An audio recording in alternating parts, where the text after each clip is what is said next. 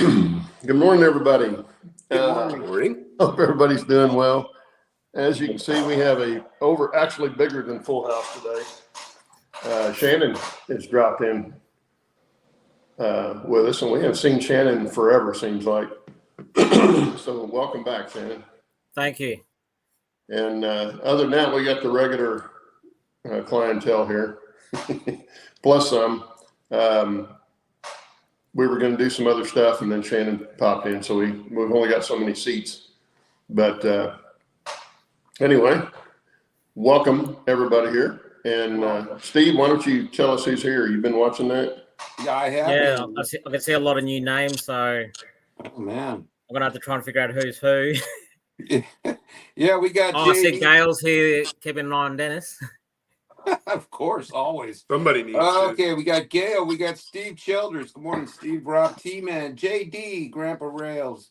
Schuylkill River Valley. Good morning, John. Allison. Good morning, Allie. Rob T-Man.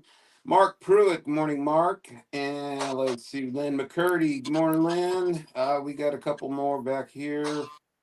I got to go way back here. We got Tammy. Good morning, Tammy. Mike McCarville. Gerald Stewart. See, Rick's Trains, man, you got a heck of a layout, dude. Ooh, Spike Man, good morning, Spike. You changed your name so much, I can't keep up with it. Let's see, I think that's it. I probably missed somebody, but anyway, good morning. Oh, DES, Multimedia, Daniel Banks, good morning, Dan. Okay. Anyway, well, welcome back to the show, Shannon. Holy crap, you've been gone forever. Oh, every time I see the notifications pop up by email and on YouTube, I'm like, oh, one day I'll get back on there. I'll say hi and catch up with everyone.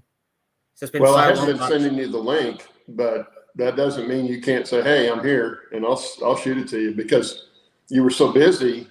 I'd send you the link and we'd never see you. It's been crazy. Like, for everyone who's watching the show, I was just saying to the guys, in the last week, when with work, we just recently got a shipment of our own manufactured model locomotive, and I've just been testing them. We've been doing, sending out pre-orders, and at the moment the locos are just flying out the door. So, Are they nice? I'll see if I can get a video up, and so it's modeled off. So obviously the Australians will know what it is, but for everyone else, it's off the Victorian Railways Y class, which is a little 060 tender engine built in the late 1800s. I think like 1880, 1890, something like that. I'm not too sure on the. Yeah. Cool. Yeah, with there's 5 variations of it, 2 of which are.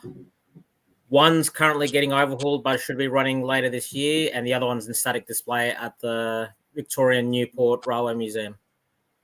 So, but yeah, no, it's been pretty popular. A lot of good things, like a lot of good feedback we've been getting from customers over the last week since we've been sending them out, and people coming to the shop buying them.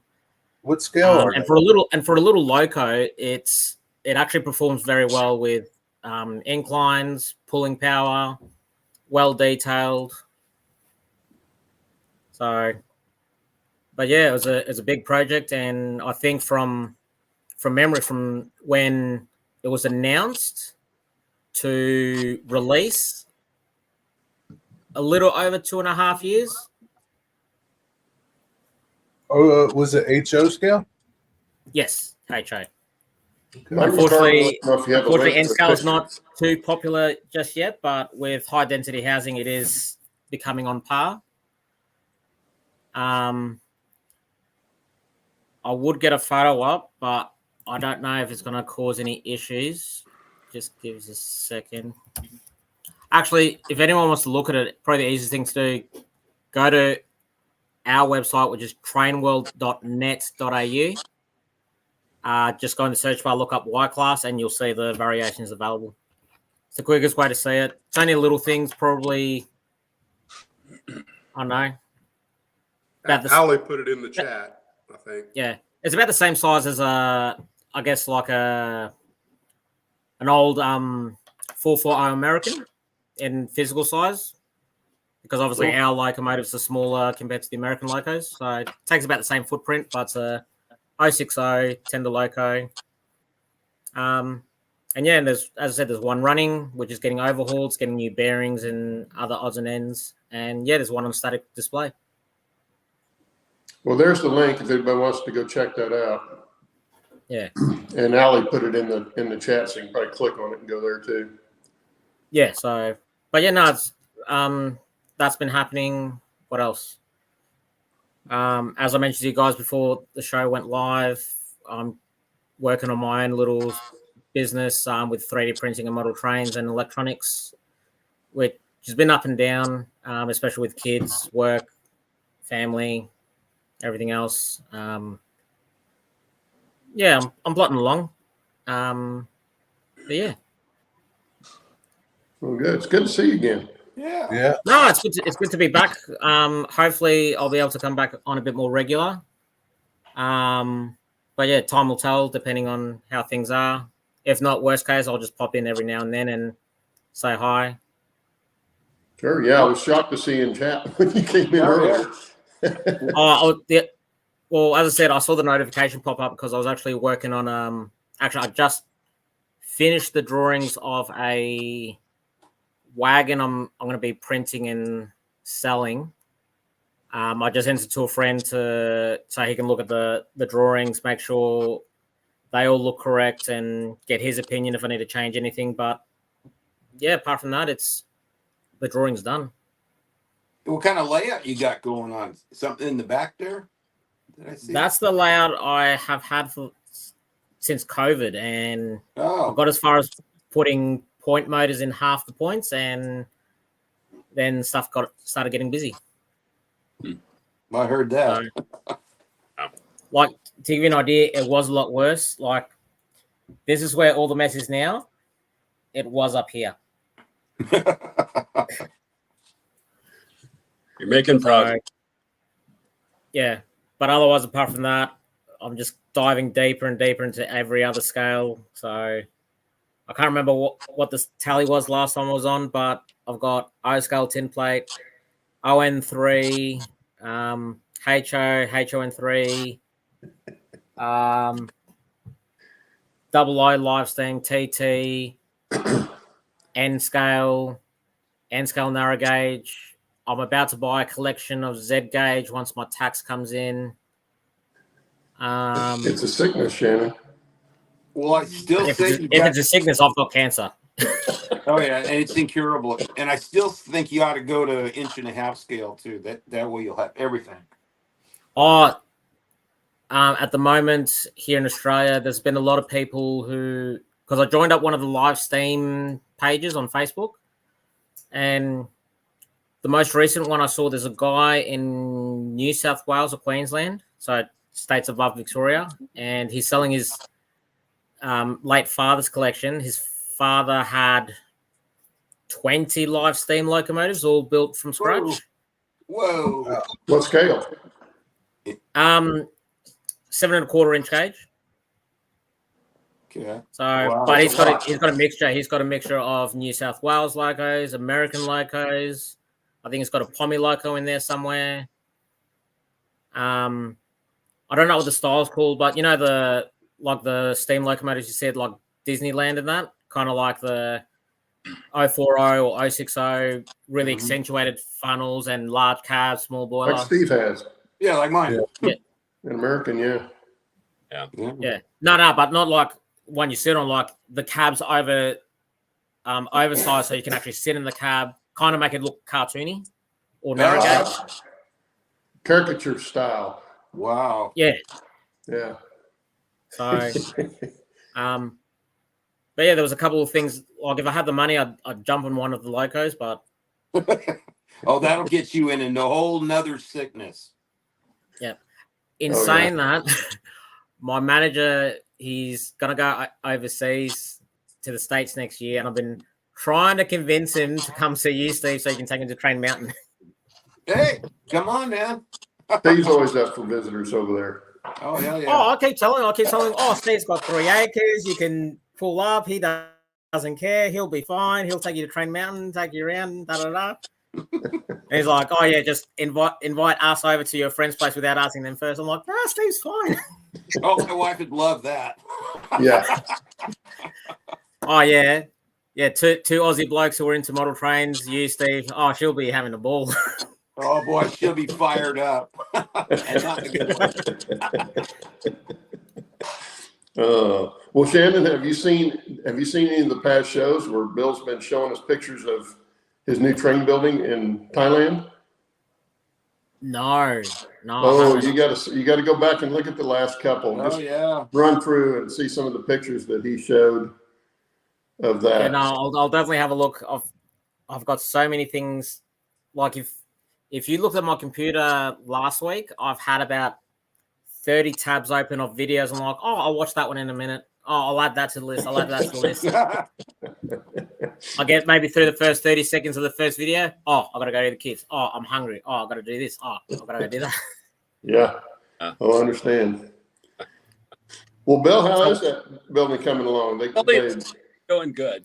Like we were talking in the green room here before the show, I'm sitting in a hotel in Southeast Iowa. I was intending today to actually be up at Caboose Stop Hobbies by now, and then we could live stream from there as well a little bit. But road construction in West Virginia stopped me for 3 hours the other day, and then an hour lost yesterday in Indiana with road construction. Just crazy. So I won't get to my destination until later this afternoon, but the building in Thailand is coming along good. Again, if I would have had time, I would have sent a couple of pictures. We did have a failure to communicate in what I had requested on it. The walls are going up, including the walls for the kitchen and bathroom in that building. So Put the kitchen in there? kitchen and toilet, shower, the plumbing all went in and stuff. I'd sent money for this, and I'm like, really didn't suggest that. I guess I did not make it clear that it was like a building that I just wanted an empty building with electrical put in and then, more. So it's being turned into a quasi house, which is okay. Yeah, there you just move right back in. You'll never have to leave. If it's really nice, then maybe that will be the dominant or main place where I hang out. And then the other place, there's plenty of rooms and space. So there's going to be trains going up. I just won't know exactly what I'm going to do until I get back. But it's progressing well. So how come you put a kitchen in there? Well, it's because I didn't specify. Oh. Roughly this size, hey, I'll make sure I wire funds and all of this. I didn't say not house. And when you build things there, unless you're really specific, it becomes a house because these villages, compounds essentially are multi-house units on large family plots of land that are there. So because I didn't clearly communicate, I'm getting a nice house. It's looking beautiful, to be honest with you. The doors. No, I understand that, Bill. Because I know this is from another manufacturer. I know when they released the model, I think it was 2 years ago. This is how I understand it. The mistake would have happened, but they asked the factory for warm white LEDs, but because warm white doesn't translate from English to Chinese very well, they thought they just wanted white LEDs. Just blind you as it goes. Yeah. So for me, it's like, that's okay. I really don't care because I can adapt and I can do stuff in other areas. And this place is looking really nice. It's going to be brand new. So what the hell? I don't. Well, is it? Are you going to have the same footprint for your layout, or No.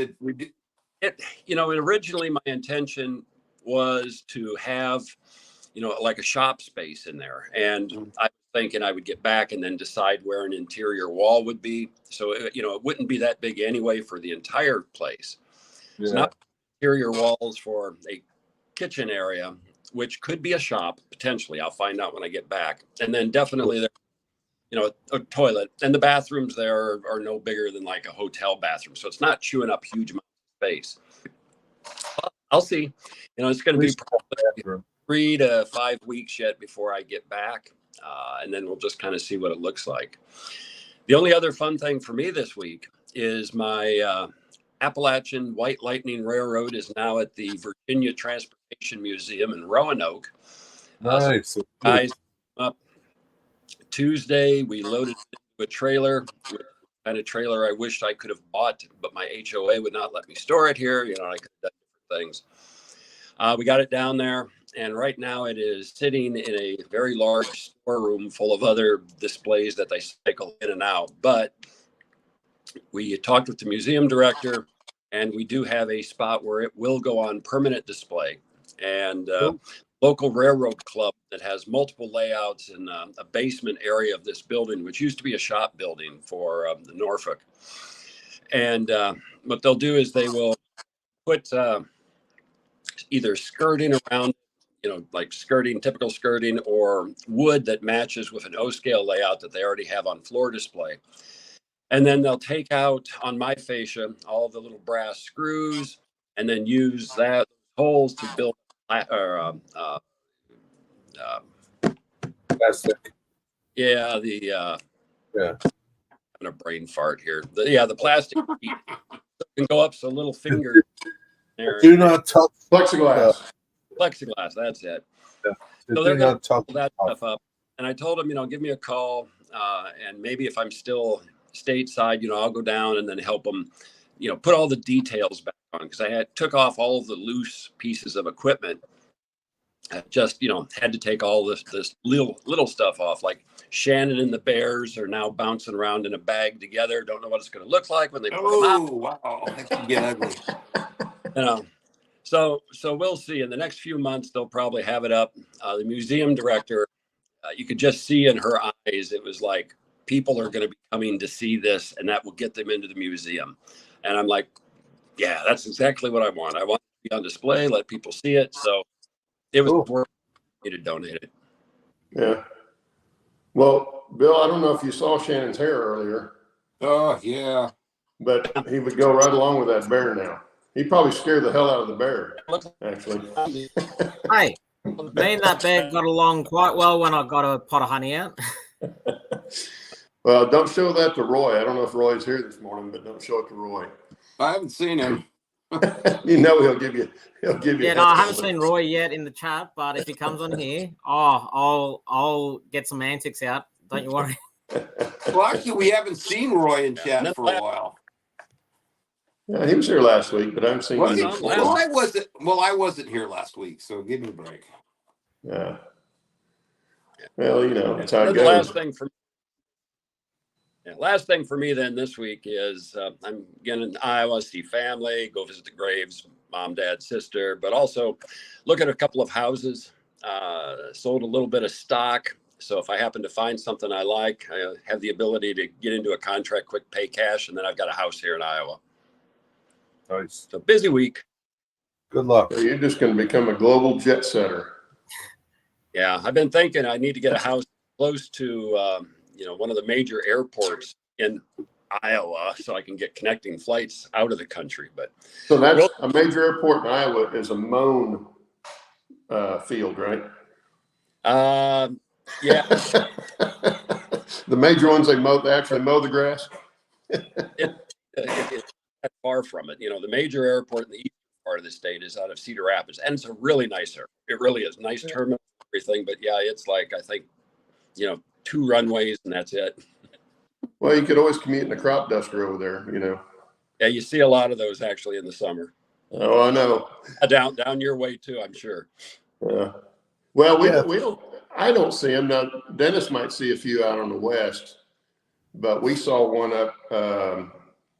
Actually, I don't know if it was northern Iowa or southern Minnesota going to a fly-in in Owatonna, and we see the airplane. We didn't see him until he was pointed down the highway. I thought he was going to try and land on the highway, and then he turned, and I noticed it was a crop duster. But yeah, it gave us a start because I'm not used to seeing them like that. Dennis, you're muted. They are fun to watch when they're in action. It kind of is like, during your model plane days where you can have them just fly and all of a sudden they're just going at another angle and a dive and, lift. You just wonder how they're able to do it, but they do. Yeah. Dennis, you're you're muted yourself. Oh, yeah. So, I yeah, was going to say that earlier, and then I just see 'em completely out here all the blanked. time. A lot of times going back and forth from work, there's several different locations where 2 or 3 different times a year they'll come right across the highway on top of you. That's Yeah. how they used to commute around Hootersville. You remember Petticoat Junction? Yeah, the most of them are a little different than that one, though. If I remember right, that was a Stearman crop duster on that show. Somebody does need to model the Hooterville water tank from the opening credits. Or opening I have seen it done, and I thought about doing it on my brewery because the brewery has a water tank. It's got an open top, but it's like on the roof of the second story. So, might be a little tough to get up there, but. If you want, Bill, if you can give me some drawings and diagrams or even a blueprint, I could probably knock one out on the CAD software in about 2 weeks. And you could probably sell those here because most, a lot of us are from the age we know what this is, and I think a lot of guys would have a blast putting it on their layout. Yeah. Oh, yeah. In saying that, I just remembered I'm still trying to find that bloody ON30 coffee pot that we have here in Australia to send to you for your ON30 if you still have it. Oh no, the ON30 is donated. That's at the museum, Transportation Museum from Virginia. Okay.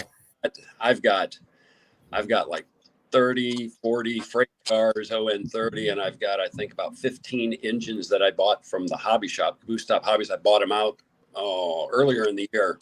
Bought out all of their ON30 stock. Yeah. I've got actually narrow gauge is done to at some point. There's another guy we have in Australia here. He's on YouTube. He started our Fremo 009, and since then, narrow gauge sales have been going up. So yeah, there's a pretty good ON30 group on Facebook too. I've been doing a lot more watching now that I've got time since I retired. A lot of good information out there. You just got to kind of hunt and find it, and it brings people's up. If I start hunting for more information, I'm gonna have to find someone to pay me so I can do it for a job. Because I still got this thing.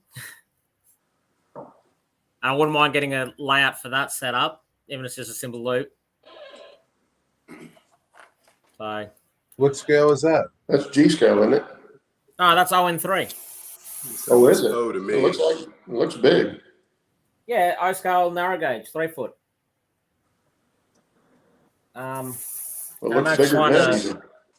Managed to find that at a sale. I've got heaps of stuff here. Like literally, we could be doing a 5-hour stream, and I'll just still be going and going and going. Yeah, not good. Well, what's Definitely.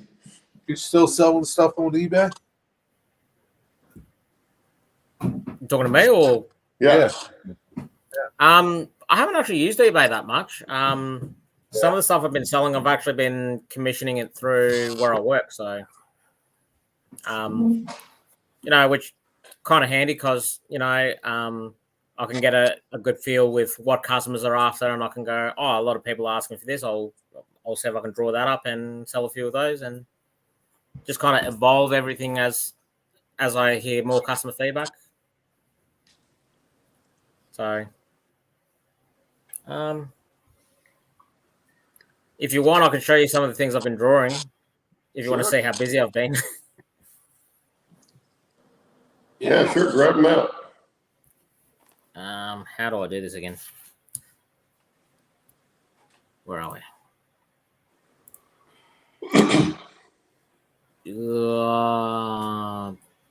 Window. I don't know. I can't remember how well this works, but just tell me if it's working or not, because I don't know. Not yet. Okay, what I'm gonna have to do? You got to share your screen. Yeah. Here, I'll take myself off. Hang on.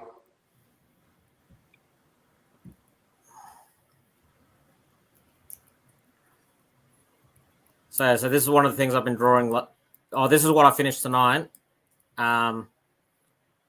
So this is what we call the designation is QS. It's a special heavy load wagon.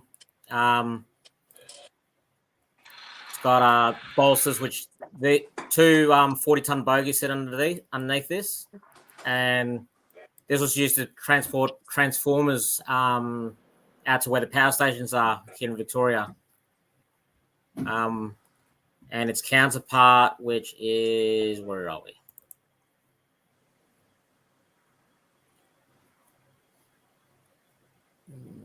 I think it's this one. What do you use to design that stuff? Autodesk Fusion, Okay. which Autodesk has been, I think, putting a lot of R&R into this program because a lot of the features on it could ultimately replace a lot of the CAD softwares that they offer globally. So Yeah, that's the other one I drew up, which I finished that. I think I finished drawing this the other, not last week before. How do you get the prototype measurements and all? Thankfully, there's a website. I know a lot of the guys in Australia and Victoria are going to hate me, and I can't remember his name, but he runs a website called victorianrailways.net, and he's got a lot of information, basic blueprints, Cool. photos of all the stuff, and I've just been using that to, figure it out. I've got mates who've got measurements of stuff. That's awesome. Look at that. Actually, I'll show you one of the other things I worked on, which I finished, which is come on. So there's a little water jinty that I did. If I get rid of all the jargon you don't need to see, which should be about here. Nope. Where are we? Nearly there. So that's what it looks like. What is it? It's a little water jinty. Just extra water storage for either domestic water or extra water for the steam locos. Oh, okay. But to give you an idea, that's what I've drawn. And if I get rid of the model, you can see I've got the photo there for reference. If I get rid of that one, there's another photo. I've got blueprints and that, which for some reason my computer doesn't want to show me them because it's losing its mind. That software is pretty cool. Yeah, it is. It's a very good extensive software. If I had the money to splurge on the full version, I can do a lot more. Yeah, but it seems you do a lot with that free version. You can do a lot, but to give you an idea, so here you go. So I drew this. This was for another. I had a kit where I wanted to do some buffers on it, and I couldn't buy any ready-made buffers. So there's the buffer, and there's the drawing I used to reference off.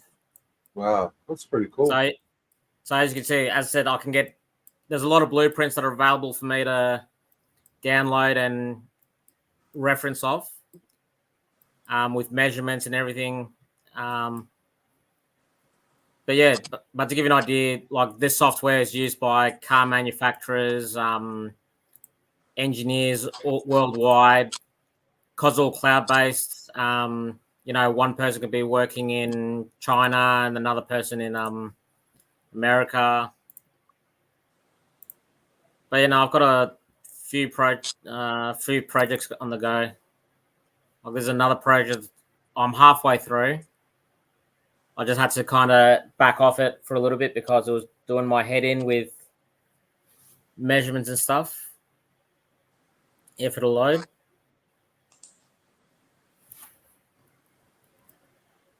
So that's a combination passenger car. So it's got all the slats in it. But same thing. If the drawings come up.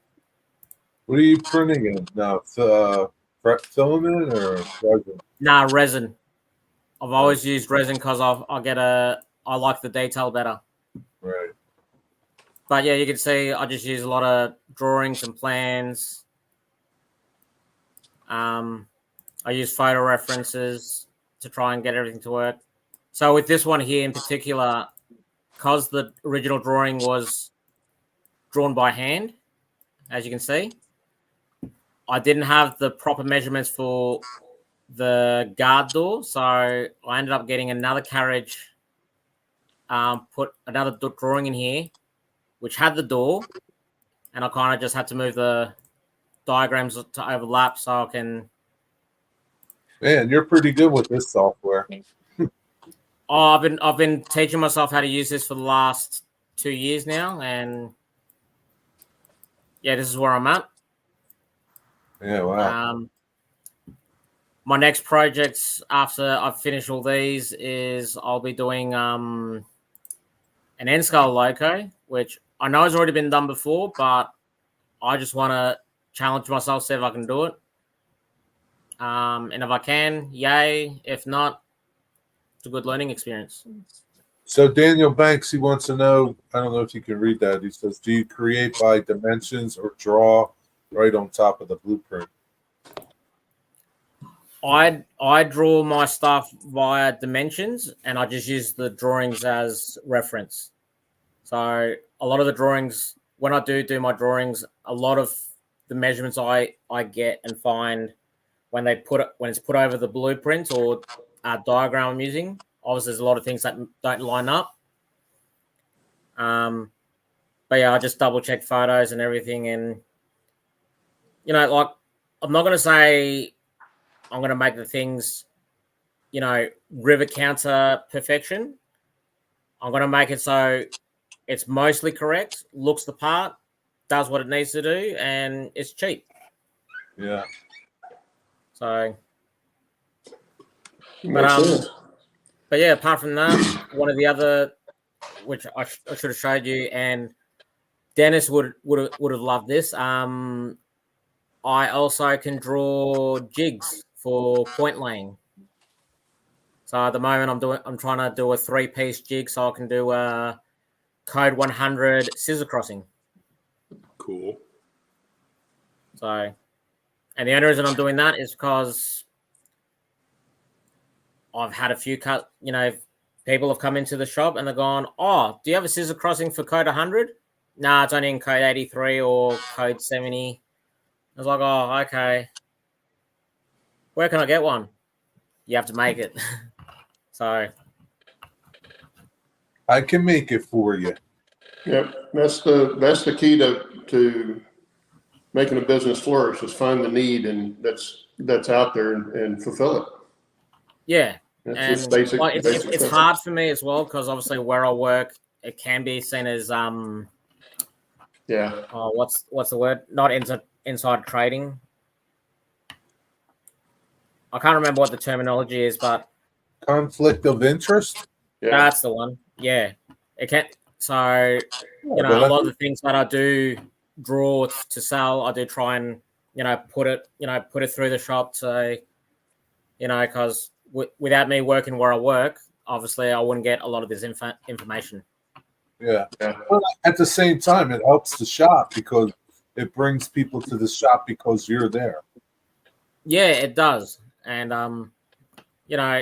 I see it as a win-win, but I just got to make sure I tread very carefully that I don't overstep my reach and, do everything by the book, so to speak, I guess. You always check with them and make sure it's good with them first. Oh, trust me, my manager, if I put 1 foot out of place. It's his size 12 foot up my rear. Yeah, I can imagine. Oh, so Dennis, what have you been doing? You know, this is the 4th weekend in a row where I've virtually not been able to do anything in the model railroad room. I've done so the last video that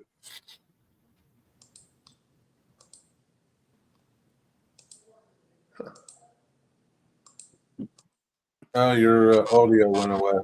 Yeah, what happened to your audio? I'm not muted. There it is. Okay. I'm gonna say I'm not muted on my end. No, I went to turn it up some and it went away, but I didn't mute it. Interesting. It's Gail. Gail's trying to mute him. Could be. So what did you hear? Anything? No. Nope. So Except this that is you hadn't about- been out in this- you this hadn't been out in the weekend is shop in a probably while. All we heard was you hadn't been in the shop for a while or in the Yeah. layout room. Yeah, this is the 4th weekend that I haven't really spent much time in here. My mother's house in the nearest larger town to me. Excuse me, I swallowed wrong. Code enforcement, because the house has been vacant for 10 years. I've had to spend a couple of weekends there working on things. Goodness. Even yesterday, I spent about a half a day over there messing with stuff. So Sorry, Dennis. I'm going to have to interrupt for 2 seconds. Roy is in here, and the first comment.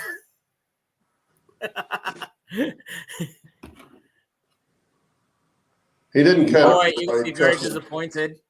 He did not cut his hair. You're an animal. All for you, Roy. Like caveman. Actually, you know what? Yeah, put it in I'll do this pigtails. just for There you Roy. go. You put it on a Because I bun know on the Roy's top. going to just give me crap for the rest of the night. Of course he is.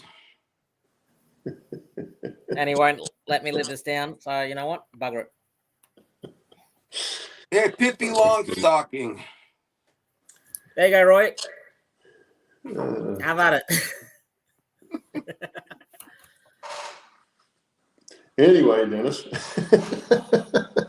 that's it. I haven't done It wasn't as interesting as that, was it? No. How do you follow that? Well, I'll show you what I've been doing here the last week or so. I've been trying to do, if I can get a hold of it. I have to use tweezers. Now, these are from Berkshire Valley models, and they are, well, see if you can see what they are, tell what they are. Well, let me get the picture of them first, because if I don't, you'll never see it. Can't work that way. There we go. Can you see that? Man, that's tiny. And these are kits. They don't come in one piece. Figures. Like the wire going through the bucket, you got to drill all the holes. No way. Yeah. Drill I the mean, hole. they're kind of marked, Yeah. but you got to clean them out with a drill bit. Sorry, I can't try to get it where you can see it a little better. Yeah. I Wow. won't focus on that, but I know, Maybe Troy, better if I had to show that to my manager, he would look at me and go, "You're crazy," and I'll be like, "I didn't do it." well, these are, if you can't tell, that's a tram bucket that they would have used in some of the mines. In fact, in north of Silverton, they still have some of these hanging on the cables on the tram towers. It's pretty cool, but this one actually swivels. I guess you can make it where the wheels roll, because he's got in the instructions for these, he puts in the instructions and plans, not the plans, but a drawing of the upper and lower terminus of the cable houses and how those would actually operate. And, you know, he suggested you could actually make it operational if you wanted. I can't imagine trying to make it that small. Maybe in O scale you could, but in HO scale, they're so small. Mine will be static. I'm going to use Easy Line, I think is the name of it. It's an elastic line I use for telephone poles. It's pretty good stuff from what I can tell. I'm going to use that to string this, and that's what I'm in the process of doing. Where do you get that stuff? The Easy Line, I don't remember who I got it from. I Googled it, and it came up with a couple of vendors. I know you can get it off of eBay if you just. Yeah, you can find it on eBay, and they've got different colors. Yeah, we've got some in the shop at where I work, so you know it is really readily available when you order it. You can get different colors. Yeah, comes in two different diameters. With that bucket that you've got there, Claude, the only way I can see to actually have the wheels roll is when you put the pin or wire, whatever you use for the axle, you would get, you know, some small tiny washers and actually solder them on the end.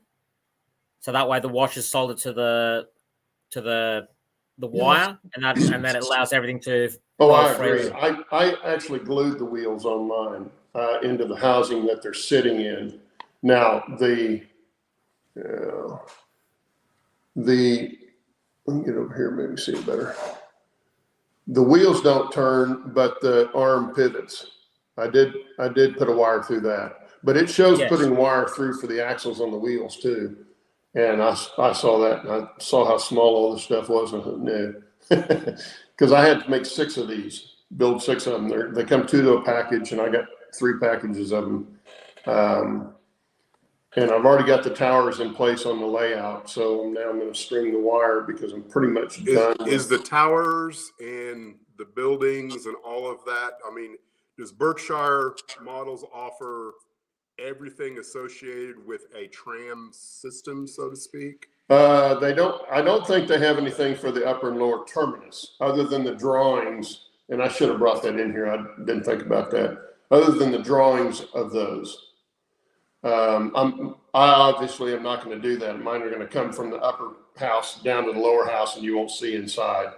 So, but are the houses available, or is that? Well, and I can't remember. Mike can answer this for you. Mike, who put out the tram house at Otter?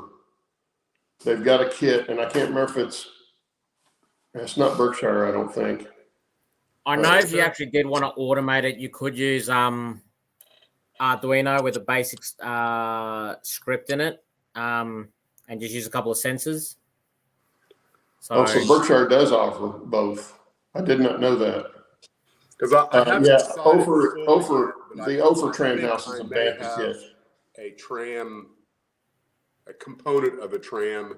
It's an option for my mine mill here in Maroon Creek. Just haven't made up my mind yet. What was the tram for? The workers to get from the top to the bottom, or the bottom? They would ride it sometimes. Let me find. I think. Yeah, I know. I think in England, in some of the mines, because of the way their mine carts work is as they've got a tower at the top of the hill, and as one set of loaded cars come down, an unloaded set goes up, and you got a shunting loco at top, shunting locos down the bottom. And yeah, every now and then when the workers come and go to and from the mines, they jump in the empty carts, ride the empty carts up. So they actually put coal in those carts? Yeah. Oh. Yeah, if you have a shaft that's higher, let me get this on here. Processing center, you might bring ore down from a point that's higher on the hill. Okay, so this is not more than one shaft. This is obviously a distance shot, but you can see the tram buckets on the cables, and these towers are metal towers. But these were used up until, I want to say, the 20s or 30s. And they went back up into this map right down here at the bottom. this map down here. Does that show? Yeah, this map right here at the site shows you the places. This branched off into 3 different angles at the very top, up in the valley up here, and they went up to different mines. 3 of them in this valley up here. We didn't take it. Right behind this is one of the old mills that was there, and you can take a tour of it. We didn't do that. We didn't have time, but I it was can't interesting to Where the see, and I know they concept for use this a ski lot. lift originated from. Say again? It's probably where the concept for the ski lift originated from. Oh, it could be, yeah. In fact, in our hotel in Silverton, there was a picture of some of the workers riding some of the trams. Not that one, but a different one where they were actually sitting on the buckets going up to the mine. That's how they even got up there. So they would load those with ore out of a tipple at the top, bring them down. They would dump them out onto a conveyor or another tipple and circle it back on up. And the buckets worked on this very similar concept as if you take one of those tram rides like at Disneyland or something, or at the fair, if you've ever been at a fair that's had them, where they can bring the bucket off of the moving rope. They can bring it off and have it stop so they can unload people. They do the same thing with the ore, and then put it back on the line, and it would move on up, but go back the other way. But anyway, yeah, it's very interesting how they did that to get it from the really high mines down to someplace they could manage with either a railroad or horse and carts or something. Yeah, Oh yeah, like especially in the mountains, because if you find a good area where to get ore, it's not going to be in one spot. It's going to be spread out throughout the mountains. And Yeah, it's never going to be convenient to get to. if it was convenient, I'm pretty sure the earth would be flat. Yeah, exactly. Exactly. So, Lynn says the Sierra Gordo mine still uses them. really. Yeah, I mean, it wouldn't surprise me, because if it's done well, they'll last pretty well, because they're not hauling the bucket's not great big, or at least the ones that we saw and I showed the picture of. They're not real big buckets. I would guess they would hold less than a ton of ore, probably far less than a ton of ore. But you have several of them coming, so it's a conveyor belt kind of thing, and you still get a lot of ore pulled out.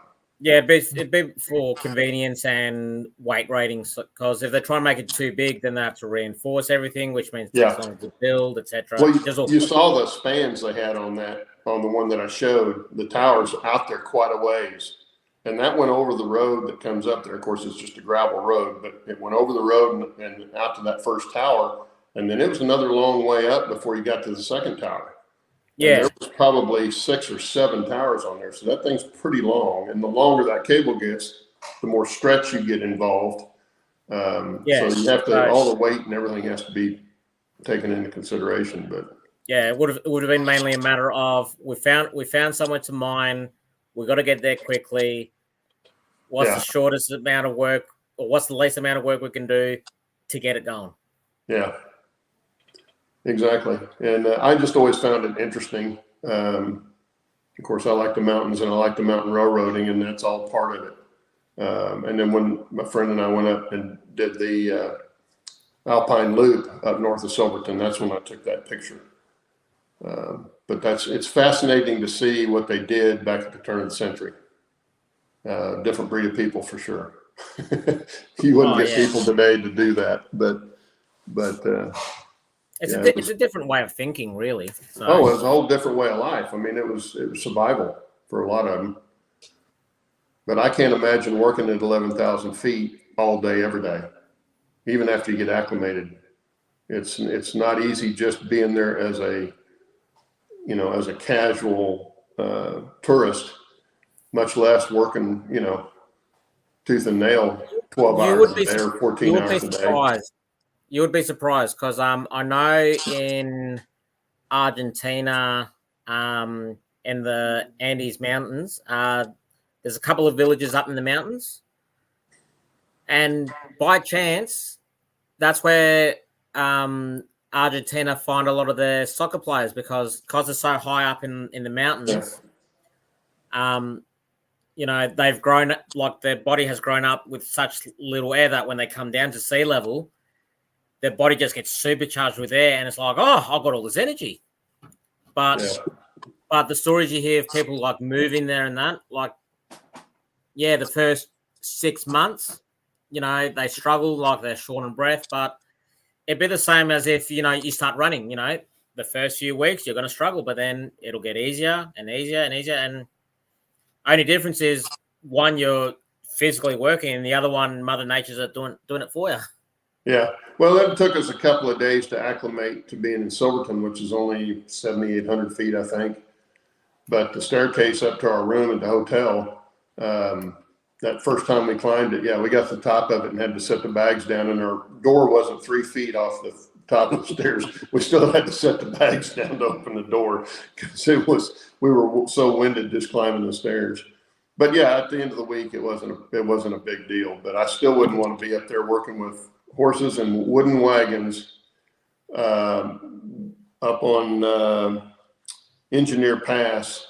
Just below Engineer Pass, there was a boiler that I'm sure they were using for the mine to automate the mine, and was laying up there. Now, to get that up there, you got to drag it up there with horses. I can't even imagine doing that back then. It just Hey, complete different this thing. way, when they were building the railroads, you know, they get to a mountain. If they needed to get the train on the other side before the tunnel was finished, they get a rake of horses and they just drag it on a sled. Yep, they have to. Anyway, what do we got? We got about 8 or 9 minutes left. We got any questions from? Well, I know We're all Roy. talking about the mines and stuff. I could say that. Well, I know Roy was asking you, Shannon, if you have your caveman club to get your women. Hang on, I'll probably find something in here. He's got 4 kids now, Roy. God forbid he finds any more women. He's got to have a club. Oh yeah, you keep forgetting, Roy. I don't know what a TV is. Remember?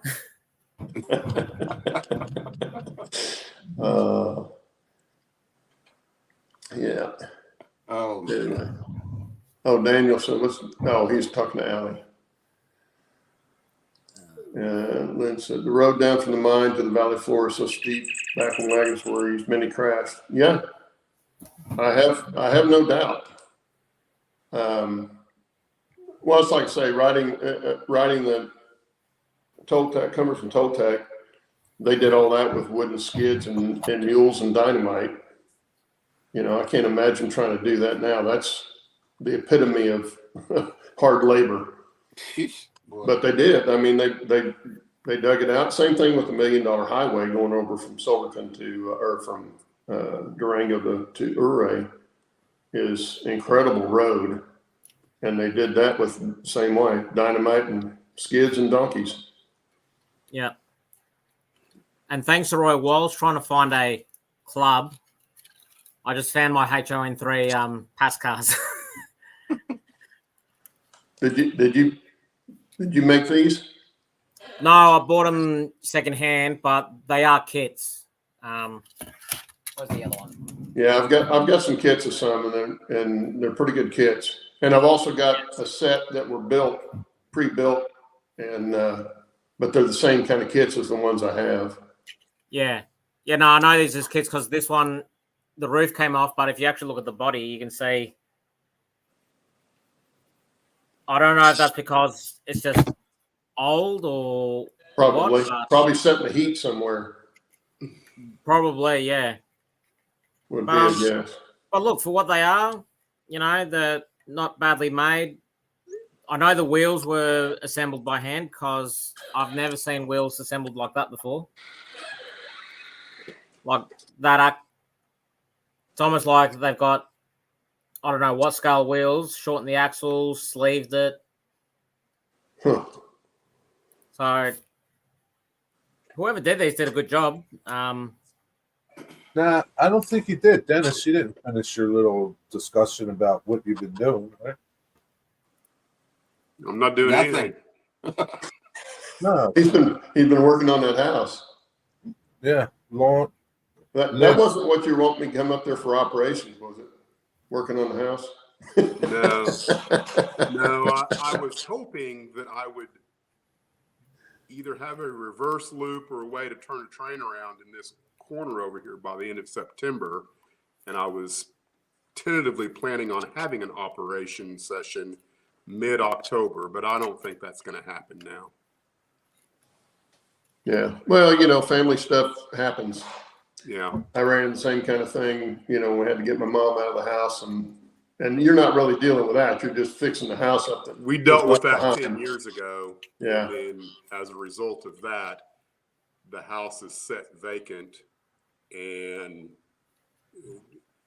just you know, anyone who's dealt with an elderly parent and the estate And the what siblings in they another city. cannot do, Yeah. you know, concerning with their property, it's difficult. I'll just put it that way. Yeah. Yeah. Especially when you're only siblings in another city and you're stuck with having to do it. Yeah. I was in the same position. Yeah.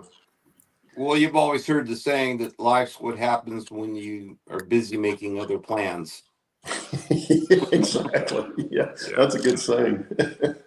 That goes for a lot of stuff. See you, Michael. Well, I guess Bill had a good phone call on how he's talking about a house, and I'm assuming it's there in Iowa. So he's busy with that. Maybe he'll have some good news when he comes back next week. And Roy's giving Shannon all kinds of grief over here. Oh, yeah. Making up for lost time. Welcome. Hey, as long as if everything goes okay for the next 12 months, I am going to try and plan on coming up for the next triennial. So, Really? Well, Yeah. that's next June, next year. oh, is it next It's year? in June? Oh, It's in okay, June. maybe the one after that. Yeah, that'll be 2028. Yeah, the one after that I might be able to make if I'm still upright. Yeah. 2028. Won't it be 2026? No, they do it every 3 years, and Every they're 3 doing years. the triennial next June. Every 3 2025. years. When you say next June, you mean this coming June in 2025? 2025, yeah. Oh, wow. Every 3 years. Well, that's why they call it a triennial.